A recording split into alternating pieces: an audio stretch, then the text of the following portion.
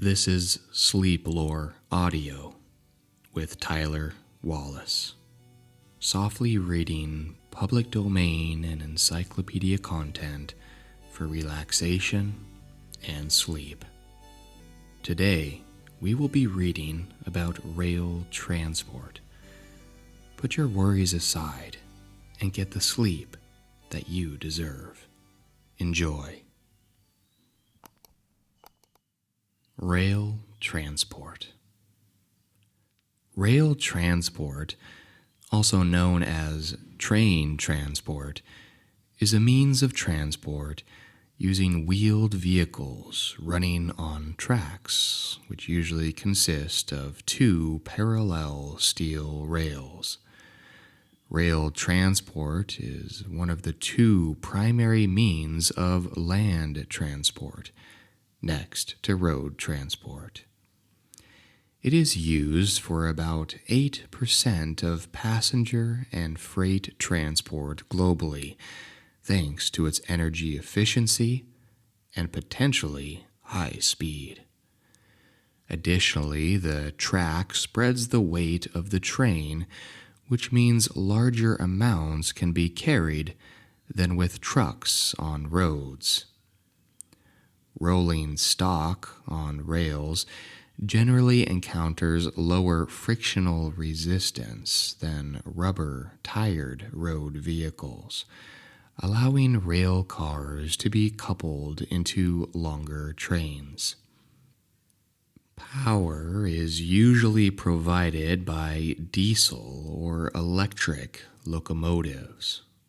While railway transport is capital-intensive and less flexible than road transport, it can carry heavy loads of passengers and cargo with greater energy efficiency and safety.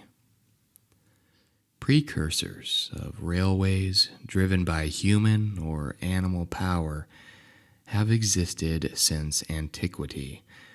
But modern rail transport began with the invention of the steam locomotive in the United Kingdom at the beginning of the 19th century. The first passenger railway, the Stockton and Darlington Railway, opened in 1825. The quick spread of railways throughout Europe and North America following the 1830 opening of the first intercity connection in England, was a key component of the Industrial Revolution. The adoption of rail transport lowered shipping costs compared to transport by water or wagon, and led to national markets in which prices varied less from city to city. Railroads not only increased the speed of transport, they also dramatically lowered its cost.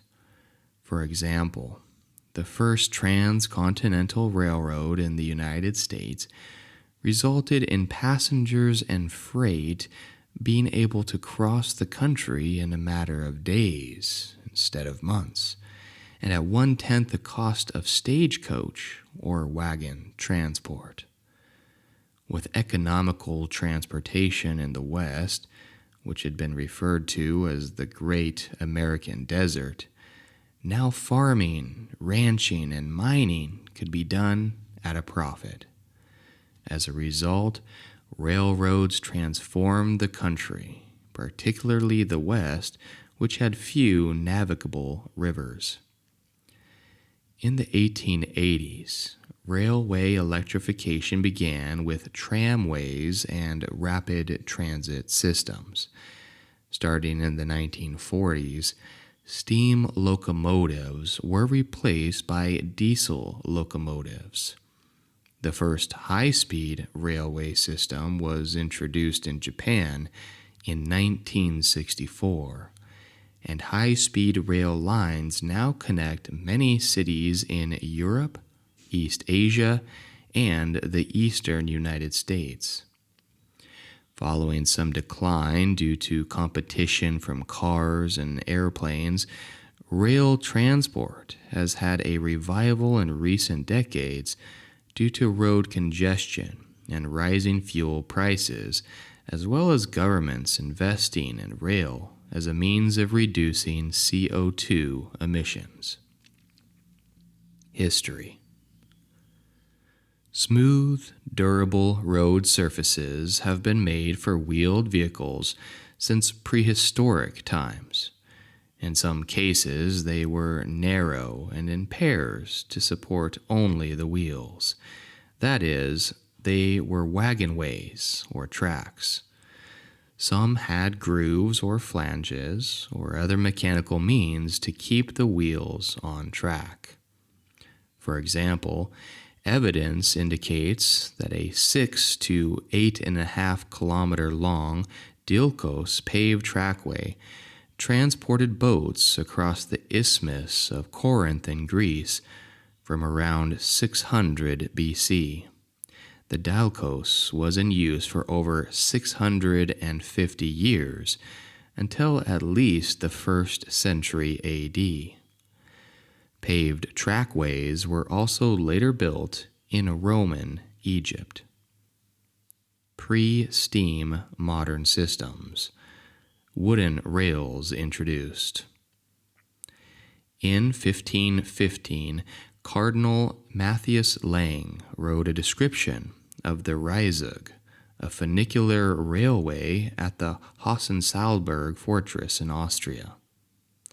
The line originally used wooden rails and a hemp haulage rope and was operated by human or animal power through a tread wheel.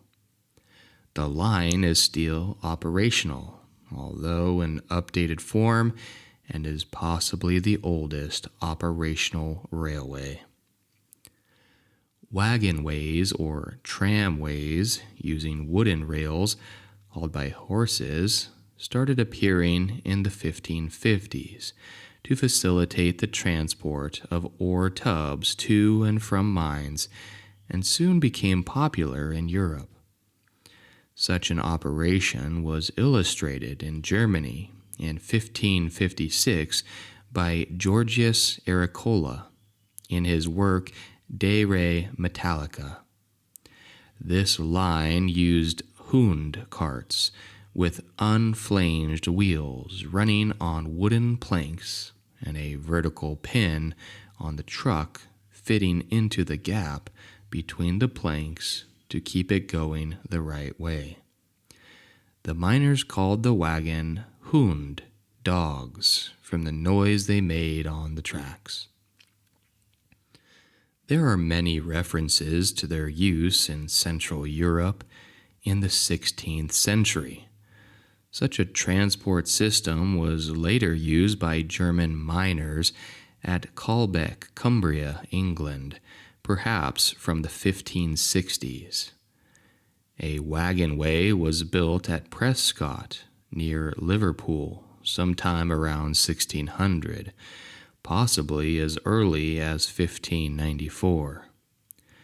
Owned by Philip Layton, the line carried coal from a pit near Prescott Hall to a terminus about 1/2 mile or 800 meters away. A funicular railway was also made at Broseley in Shropshire, some time before 1604. This carried coal for James Clifford from his mines down to the River Severn to be loaded into barges and carried to riverside towns.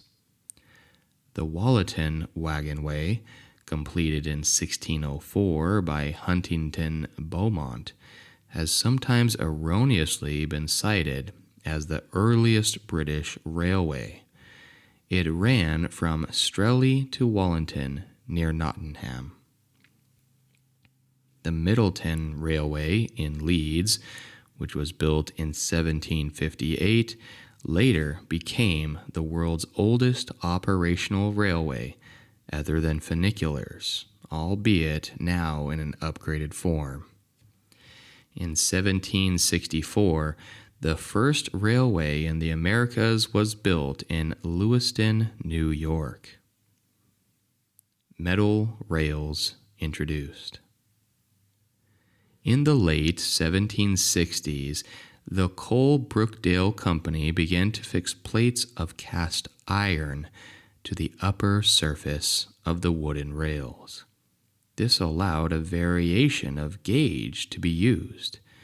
At first, only balloon loops could be used for turning, but later, movable points were taken into use that allowed for switching. A system was introduced in which unflanged wheels ran on L-shaped metal plates, which came to be known as plateways.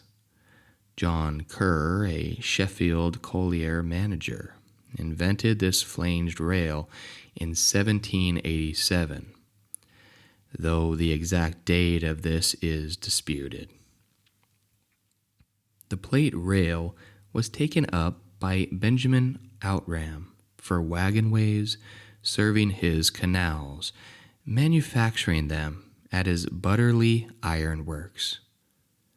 In 1803, William Jessup opened the Surrey Iron Railway, a double-track plateway, erroneously sometimes cited as world's first public railway in South London.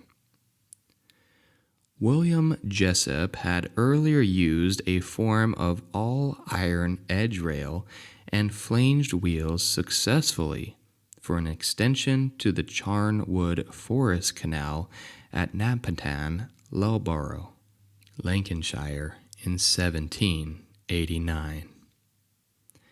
In 1790, Jessup and his partner Outram began to manufacture edge rails. Jessup became a partner in the Butterley Company in 1790. The first public edgeway, thus also first public railway, built was Lake Lock Railroad in 1796. Although the primary purpose of the line was to carry coal, it also carried passengers.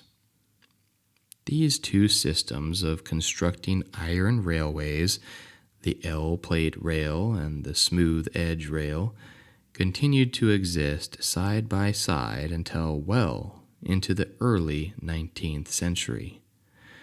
The flanged wheel and edge rail eventually proved its superiority and became the standard for railways. Cast iron used in rails proved unsatisfactory because it was brittle and broke under heavy loads. The wrought iron, invented by John Birkinshaw in 1820, replaced cast iron. Wrought iron, usually simply referred to as iron, was a ductile material that could undergo considerable deformation before breaking, making it more suitable for iron rails. But iron was expensive to produce until Henry Cort patented the puddling process in 1784. In 1783, Cort also patented the rolling process, which was 15 times faster at consolidating and shaping iron than hammering. These processes greatly lowered the cost of producing iron and rails. The next important development in iron production was hot blast, developed by James Beaumont Nielsen, patented 1828, which considerably reduced the amount of coke, fuel, or charcoal needed to produce pig iron. Wrought iron was a soft material that contained slag or dross. The softness and dross tended to make iron rails distort and delaminate, and they lasted less than 10 years. Sometimes they lasted as little as 1 year under high traffic. All these developments in the production of iron eventually led to the replacement of composite wood iron rails with superior all-iron rails. The introduction of the Bessemer process, enabling steel to be made inexpensively, led to the era of great expansion of railways that began in the late 1860s. Steel rails lasted several times longer than iron. Steel rails made heavier locomotives possible, allowing for longer trains and improving the productivity of railroads. The Bessemer process introduced nitrogen into the steel, which caused the steel to become brittle with age. The open hearth furnace began to replace the Bessemer process near the end of the 19th century, improving the quality of steel and further reducing costs. Thus, steel completely replaced the use of iron in rails, becoming standard for all railways. The first passenger horse car or tram, Swansea and Mumbles Railway, was opened between Swansea and Mumbles in Wales in 1807. Horses remained the preferable mode for tram transport, even after the arrival of steam engines until the end of the 19th century, because they were cleaner compared to steam-driven trams, which cause smoke in city streets. Steam power introduced. In 1784, James Watt, a Scottish inventor and mechanical engineer, patented a design for a steam locomotive. Watt had improved the steam engine of Thomas Newcomen, thereto used to pump water out of mines, and developed a reciprocating engine in 1769 capable of powering a wheel. This was a large stationary engine powering cotton mills and a variety of machinery. The state of boiler technology necessitated the use of low-pressure steam acting upon a vacuum in a cylinder, which required a separate condenser and an air pump. Nevertheless, as the construction of boilers improved, Watt investigated the use of high-pressure steam acting directly upon a piston, raising the possibility of a smaller engine that might be used to power a vehicle.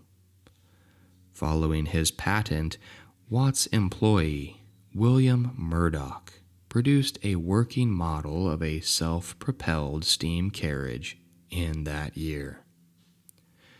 The first full-scale working railway steam locomotive was built in the United Kingdom in 1804 by Richard Trevithick, a British engineer born in Cornwall. This used high-pressure steam to drive the engine by one power stroke. The transmission system employed a large flywheel to even out the action of the piston rod. On the 21st February 1804, the world's first steam-powered railway journey took place when Trevithick's unnamed steam locomotive hauled a train along the tramway of the Pendarren Ironworks near Merthyr Tynfil in South Wales. Trevithick later demonstrated a locomotive operating upon a piece of circular rail track in Bloomsbury, London. The Catch Me Who Can, but never got beyond the experimental stage with railway locomotives, not least because his engines were too heavy for the cast iron plateway track then in use.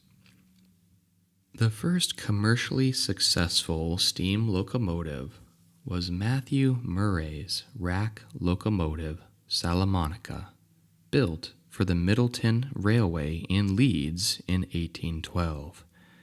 This twin-cylinder locomotive was light enough to not break the edge rail tracks and solve the problem of adhesion by a cogwheel using teeth cast on the side of one of the rails.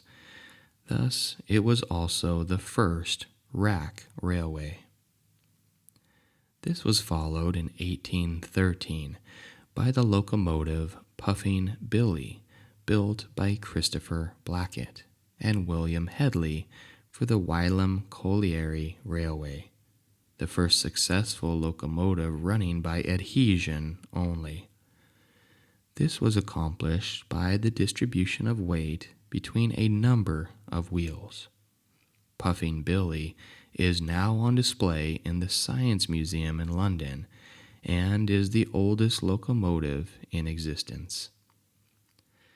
In 1814, George Stephenson, inspired by the early locomotives of Trevithick, Murray, and Headley, persuaded the manager of the Killingworth Colliery, where he worked, to allow him to build a steam-powered machine.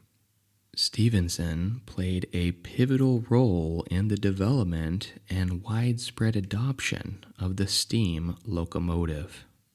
His designs considerably improved on the work of the earlier pioneers.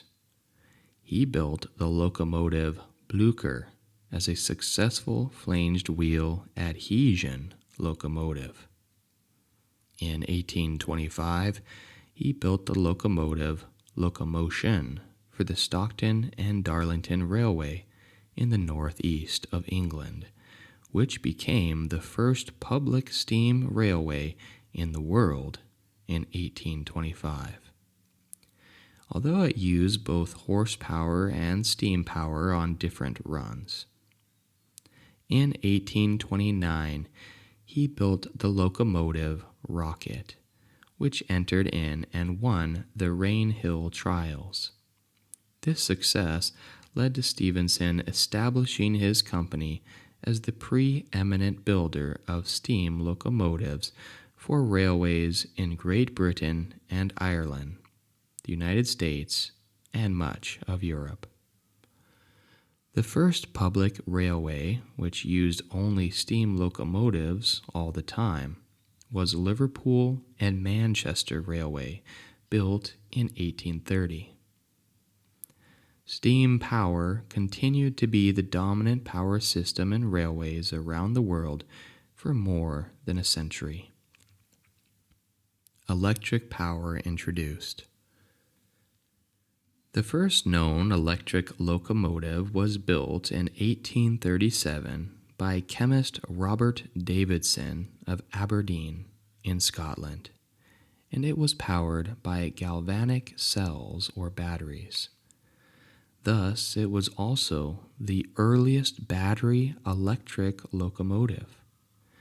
Davidson later built a larger locomotive named Galvany, exhibited at the Royal Scottish Society of Arts exhibition in 1841. The 7-ton vehicle had 2 direct drive reluctance motors with fixed electromagnets acting on iron bars attached to a wooden cylinder on each axle, and simple commutators. It hauled a load of 6 tons at 4 miles per hour for a distance of 1.5 miles. It was tested on the Edinburgh and Glasgow Railway in September of the following year, but the limited power from batteries prevented its general use.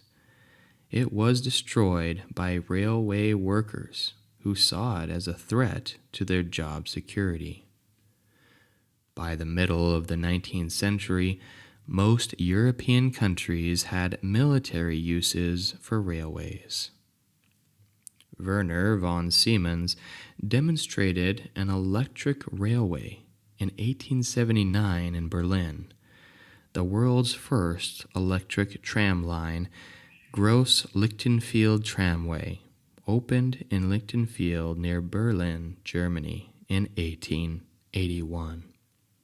It was built by Siemens. The tram ran on 180 volts DC, which was supplied by running rails. In 1891, the track was equipped with an overhead wire, and the line was extended to Berlin-Lichtenfeld West Station. The Volks Electric Railway opened in 1883 in Brighton, England. The railway is still operational, thus making it the oldest operational electric railway in the world. Also in 1883, Modling and Hittenbüttel tram opened near Vienna in Austria. It was the first tram line in the world in regular service powered from an overhead line. 5 years later, and the U.S. electric trolleys were pioneered in 1888 on the Richmond Union Passenger Railway, using equipment designed by Frank J. Sprague. The first use of electrification on a main line was on a 4-mile section of the Baltimore Belt Line of the Baltimore and Ohio Railroad, or B&O, in 1895, connecting the main portion of the B&O to the new line to New York through a series of tunnels around the edges of Baltimore's downtown. Electricity quickly became the power supply of choice for subways, abetted by the Sprague's invention of multiple unit train control in 1897. By the early 1900s, most street railways were electrified. The London Underground, the world's oldest underground railway, opened in 1863, and it began operating electric services using a fourth rail system in 1890 on the City and South London Railway, now part of the London Underground Northern Line. This was the first major railway to use electric traction. The world's first deep-level electric railway, it runs from the City of London under the Thames to Stockwell in South London. The first practical AC electric locomotive was designed by Charles Brown, then working for Oerlikon Zurich. In 1891, Brown had demonstrated long-distance power transmission using three-phase AC between a hydroelectric plant at Laufen am Neckar and Frankfurt am Main West, a distance of 280 kilometers. Using experience he had gained while working for Gene Heilman on steam electric locomotive designs, Brown observed that three-phase motors had a higher power-to-weight ratio than DC motors, and because of the absence of a commutator, were simpler to manufacture and maintain. However, they were much larger than the DC motors of the time and could not be mounted in underfloor bogies. They were only be carried within locomotive bodies. In 1894, Hungarian engineer Kalman Kando developed a new type three-phase asynchronous electric drive motors and generators for electric locomotives.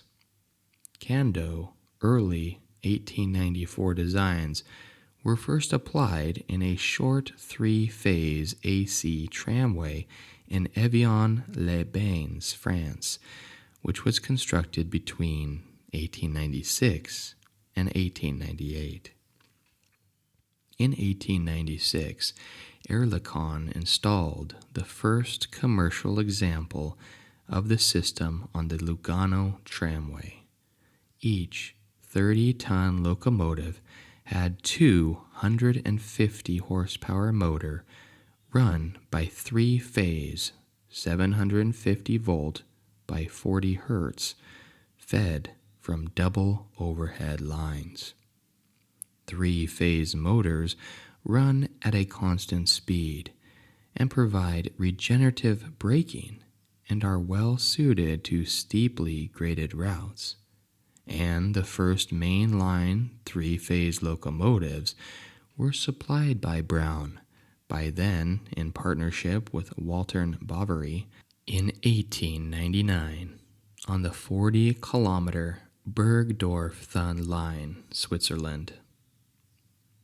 Italian railways were the first in the world to introduce electric traction for the entire length of a main line, rather than a short section. The 106-kilometer Valentina line was opened on 4 of September 1902, designed by Kando and a team from the Ganz Works. The electrical system was three-phase at 3 kilovolts, 15 hertz.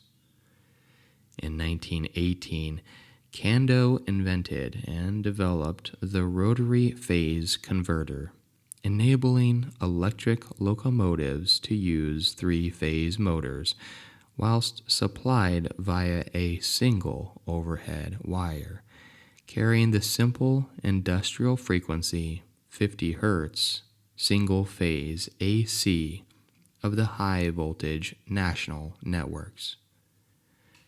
An important contribution to the wider adoption of AC traction came from SNCF of France after World War II. The company conducted trials at AC 50 Hz and established it as a standard. Following SNCF's successful trials, 50 Hz, now also called industrial frequency, was adopted as standard for main lines across the world. Diesel power introduced. Earliest recorded examples of an internal combustion engine for railway use included a prototype designed by William Dent Priestman. Sir William Thomson examined it in 1888 and described it as a Priestman oil engine mounted upon a truck, which is worked on a temporary line of rails to show the adaptation of a petroleum engine for locomotive purposes. In 1894, a 20-horsepower, two-axle machine built by Priestman Brothers was used on the Hull docks. In 1906, Rudolf Diesel, Adolf Kloss, and the steam and diesel engine manufacturer Gebrüder Sulzer founded Diesel Sulzer Kloss, GmbH, to manufacture diesel-powered locomotives. Sulzer had been manufacturing diesel engines since 1898. The Prussian State Railways ordered a diesel locomotive from the company in 1909. The world's first diesel-powered locomotive was operated in the summer of 1912 on the Winter-Thur-Romanshore Railway in Switzerland, but was not a commercial success. The locomotive weight was 95 tons, and the power was 883 kilowatts, with a maximum speed of 62 miles per hour. Small numbers of prototype diesel locomotives were produced in a number of countries through the mid-1920s. The Soviet Union operated 3 experimental units of different designs since late 1925, though only one of them, the EEL-2, proved technically viable. A significant breakthrough occurred in 1914 when Hermann Lemp, a General electrical engineer, developed and patented a reliable direct current electrical control system. Subsequent improvements were also patented by Lemp. Lemp's design used a single lever to control both engine and generator in a coordinated fashion and was the prototype for all diesel electric locomotive control systems. General Electric produced several small switching locomotives in the 1930s. The famous 44-tonner switcher was introduced in 1940. Westinghouse Electric and Baldwin collaborated to build switching locomotives starting in 1929. In 1929, the Canadian National Railways became the first North American railway to use diesels in mainline service with two units, 9000 and 9001, from Westinghouse. High-speed rail. Although steam and diesel services reaching speeds up to 120 miles per hour were started before the 1960s in Europe, they were not very successful.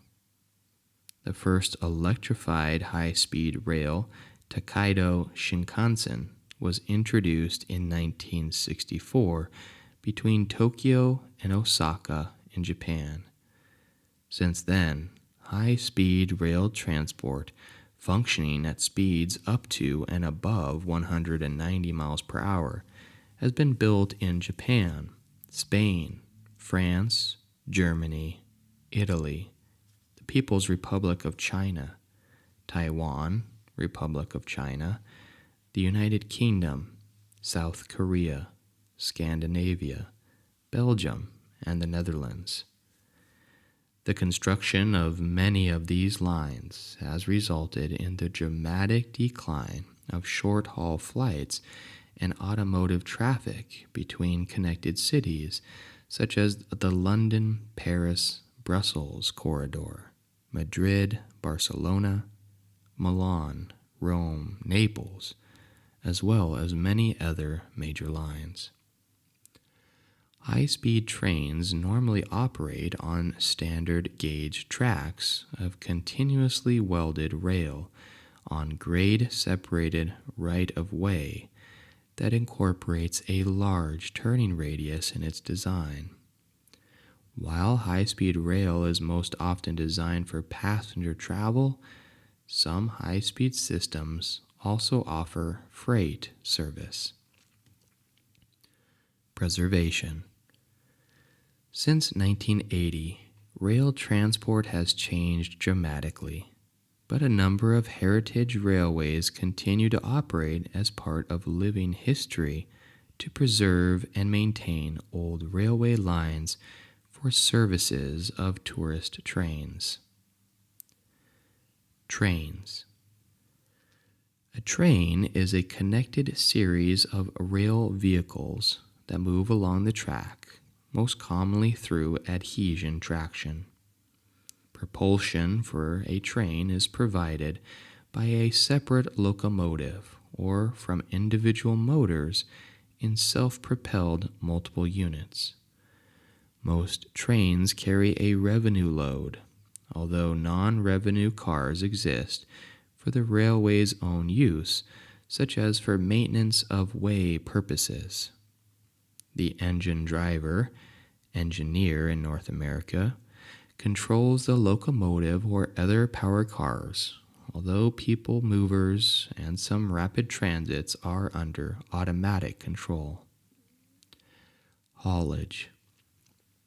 Traditionally, trains are pulled using a locomotive. This involves one or more powered vehicles being located at the front of the train, providing sufficient tractive force to haul the weight of the full train. This arrangement remains dominant for freight trains and is often used for passenger trains. A push-pull train has the end passenger car equipped with a driver's cab so that the engine driver can remotely control the locomotive. This allows one of the locomotive-hauled train's drawbacks to be removed, since the locomotive need not be moved to the front of the train each time the train changes direction. A railroad car is a vehicle used for the haulage of either passengers or freight. A multiple unit has powered wheels throughout the whole train. These are used for rapid transit and tram systems, as well as many both short and long-haul passenger trains. A rail car is a single, self-powered car and may be electrically propelled or powered by a diesel engine. Multiple units have a driver's cab at each end of the unit and were developed following the ability to build electric motors and other engines small enough to fit under the coach. There are only a few freight multiple units, most of which are high-speed post trains. Motive power. Steam locomotives are locomotives with a steam engine that provides adhesion. Coal, petroleum, or wood is burned in a firebox, boiling water in the boiler to create pressurized steam. The steam travels through the smoke box before leaving via the chimney or smoke stack.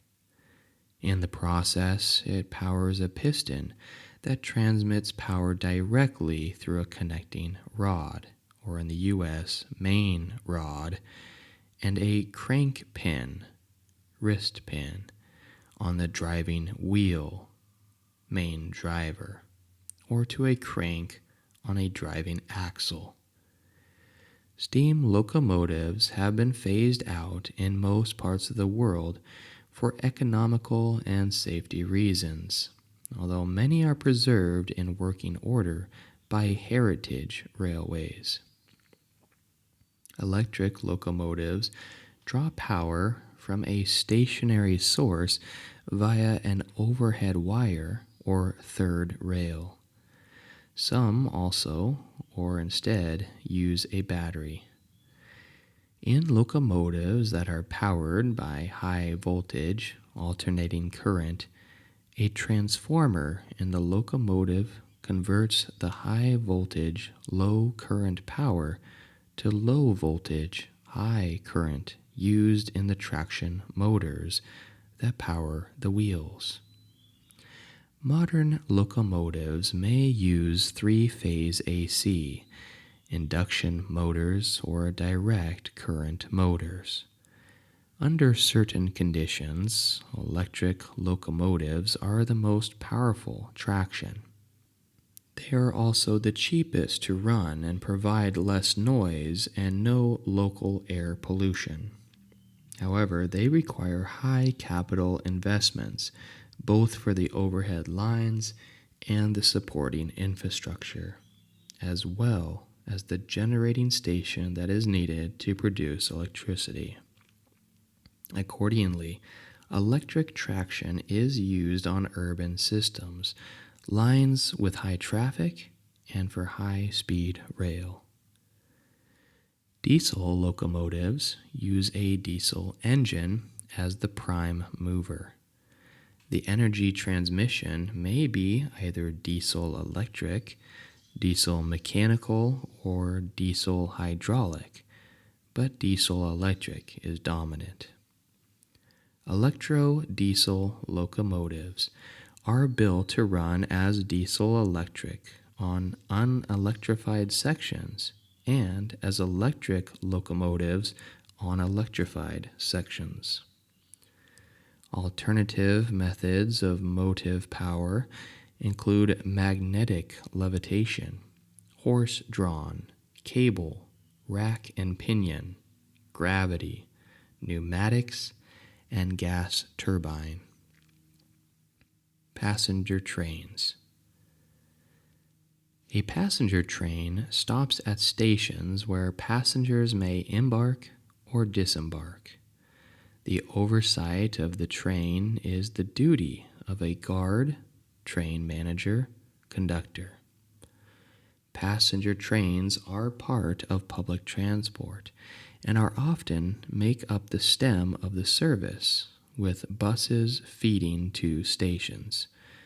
Passenger trains provide long-distance intercity travel, daily commuter trips, or local urban transit services, operating with a diversity of vehicles, operating speeds, right-of-way requirements, and service frequency. In Europe, operators use train categories accordingly. Service frequencies are often expressed as a number of trains per hour, or TPH. Passenger trains can usually be into two types of operation: intercity railway and intra-city transit. Whereas intercity railway involve higher speeds, longer routes, and lower frequency, usually scheduled, intracity transit involves lower speeds, shorter routes, and higher frequency, especially during peak hours. Intercity trains are long-haul trains that operate with few stops between cities. Trains typically have amenities such as a dining car. Some lines also provide overnight services with sleeping cars. Some long-haul trains have been given a specific name. Regional trains are medium-distance trains that connect cities with outlying surrounding areas or provide a regional service, making more stops and having lower speeds. Commuter trains serve suburbs of urban areas, providing a daily commuting service. Airport rail links provide quick access from city centers to airports. High-speed rail are special intercity trains that operate at much higher speeds than conventional railways, the limit being regarded at 200 to 350 kilometers per hour. High-speed trains are used mostly for long-haul service, and most systems are in Western Europe and East Asia. Magnetic levitation trains, such as the Shanghai maglev train, use underwriting magnets which attract themselves upward towards the underside of a guideway, and this line has achieved somewhat higher peak speeds in day-to-day operation than conventional high-speed railways, although only over short distances. Due to their heightened speeds, route alignments for high-speed rail tend to have broader curves than conventional railways, but may have steeper grades that are more easily climbed by trains with large kinetic energy. High kinetic energy translates to higher horsepower to ton ratios. This allows trains to accelerate and maintain higher speeds and negotiate steep grades as momentum builds up and recovered in downgrades, reducing cut and fill and tunneling requirements.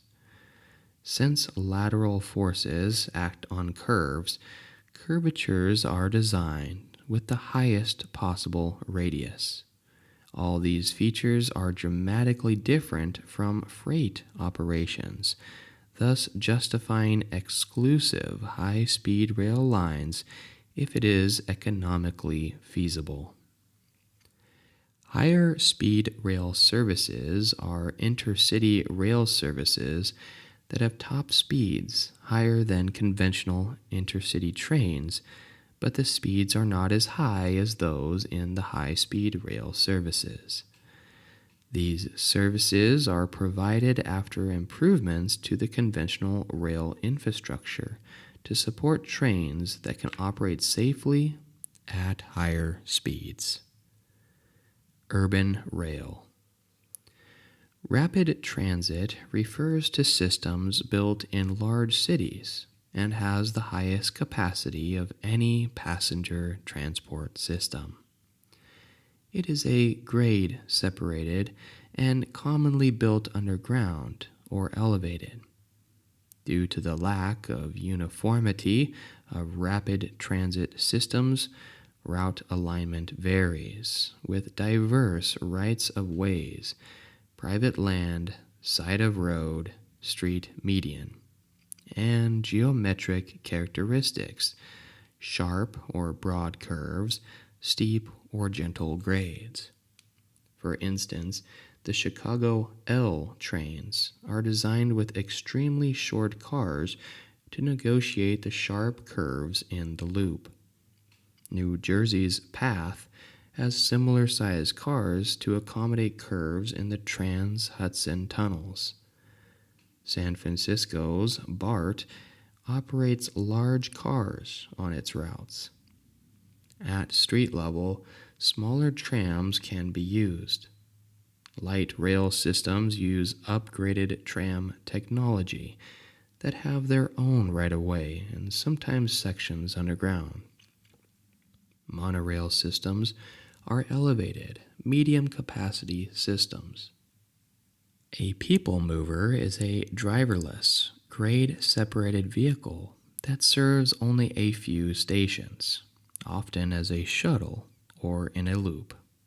Systems with larger capacity are designated automated guideway transit.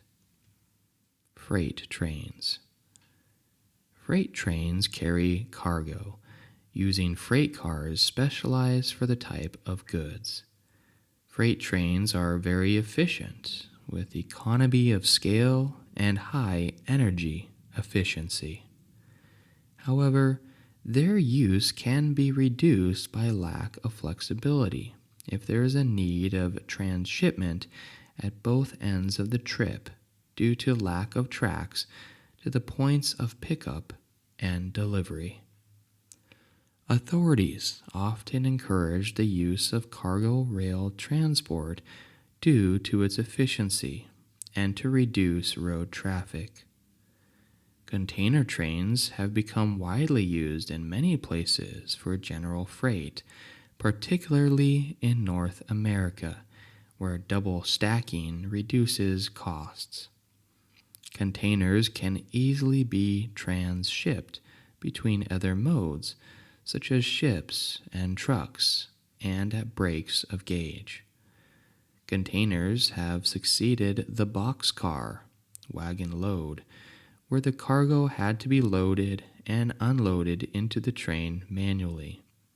The intermodal containerization of cargo has revolutionized the supply chain logistics industry, reducing shipping costs significantly.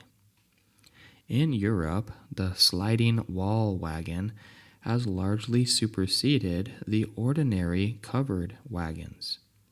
Other types of cars include refrigerator cars, stock cars for livestock, and auto racks for road vehicles. When rail is combined with road transport, a road railer will allow trailers to be driven onto the train, allowing for easy transition between road and rail. Bulk handling represents a key advantage for rail transport. Low or even zero transshipment costs combined with energy efficiency and low inventory costs allow trains to handle bulk much cheaper than by road. Typical bulk cargo includes coal, ore, grains, and liquids. Bulk is transported in open-topped cars, hopper cars, and tank cars. Metros. Rapid transit, or mass rapid transit, MRT, or heavy rail, commonly referred to as metro, is a type of high-capacity public transport that is generally built in urban areas. A grade-separated rapid transit line below ground surface through a tunnel can be regionally called a subway, tube, metro, or underground. They are sometimes grade-separated on elevated railways, in which case some are referred to as L trains, short for elevated or sky trains. Rapid transit systems are usually electric railways that, unlike buses or trams, operate on an exclusive right-of-way, which cannot be accessed by pedestrians or other vehicles. Modern services on rapid transit systems are provided on designated lines between stations, typically using electric multiple units on railway tracks. Some systems use guided rubber tires, magnetic levitation, or monorail. The stations typically have high platforms without steps inside the trains, requiring custom-made trains in order to minimize gaps between train and platform. They are typically integrated with other public transport and often operated by the same public transport authorities. Some rapid transit systems have at-grade intersections between a rapid transit line and a road, or between two rapid transit lines.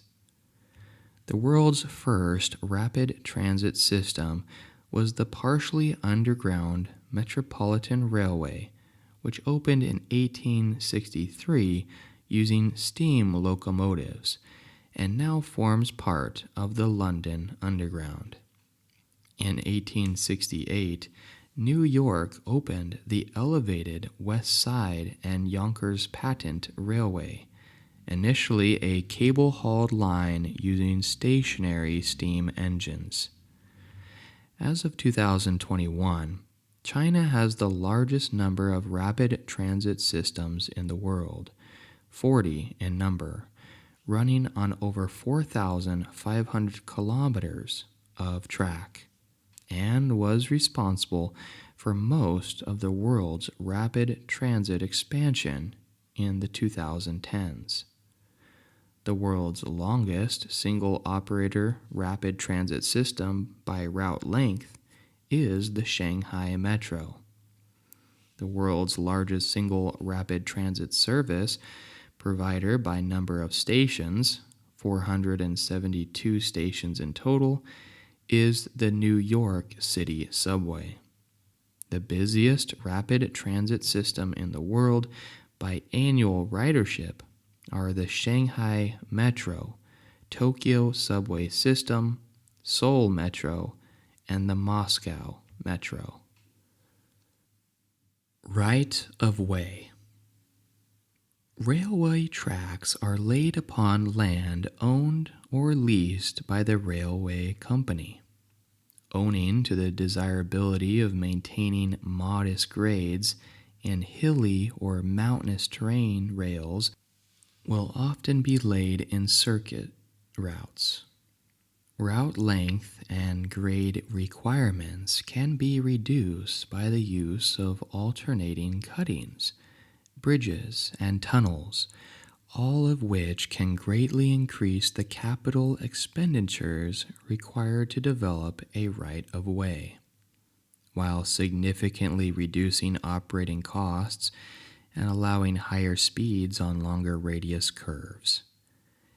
In densely urbanized areas, railways are sometimes laid in tunnels to minimize the effects of existing properties. Track. Track consists of two parallel steel rails anchored perpendicular to members called sleepers of timber, concrete, steel, or plastic to maintain a consistent distance apart, or rail gauge. Other variations are also possible, such as slab track, in which the rails are fastened to a concrete foundation resting on a prepared subsurface. Rail gauges are usually categorized as standard gauge, used on approximately 70% of the world's existing railway lines, broad gauge, and narrow gauge. In addition to the rail gauge, the tracks will be laid to conform with a loading gauge, which defines the maximum height and width for railway vehicles and their loads to ensure safe passage through bridges, tunnels, and other structures. The track guides the conical flanged wheels, keeping the cars on the track without active steering, and therefore allowing trains to be much longer than road vehicles. The rails and ties are usually placed on a foundation made of compressed earth, on top of which is placed a bed of ballast to distribute the load from the ties and to prevent the track from buckling as the ground settles over time under the weight of the vehicles passing above.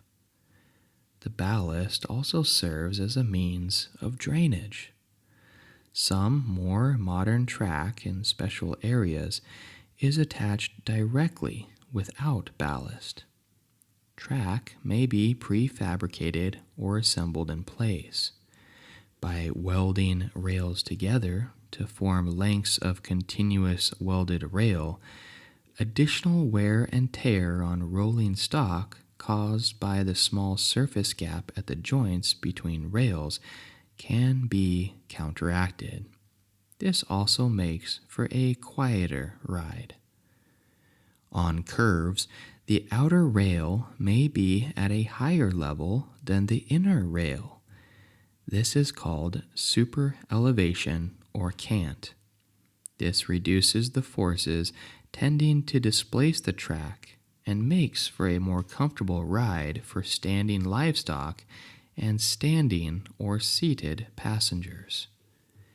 A given amount of super elevation is most effective over a limited range of speeds. Points and switches, also known as turnouts, are the means of directing a train onto a diverging section of track. Laid similar to normal track, a point typically consists of a frog, common crossing, check rails, and two switch rails. The switch rails may be moved left or right under the control of the signaling system to determine which path the train will follow. Spikes in wooden ties can loosen over time, but split and rotten ties may be individually replaced with new wooden ties or concrete substitutes. Concrete ties can also develop cracks or splits and can also be replaced individually. Should the rails settle due to soil substance, they can be lifted by specialized machinery and additional ballast tamped under the ties to level the rails.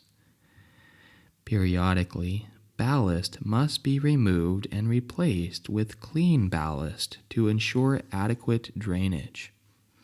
Culverts and other passengers for water must be kept clear lest water is impounded by the track bed, causing landslips.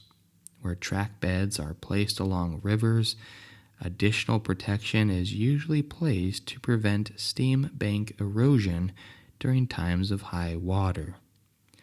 Bridges require inspection and maintenance since they are subject to large surges of stress in short period of time when a heavy train crosses. Good night.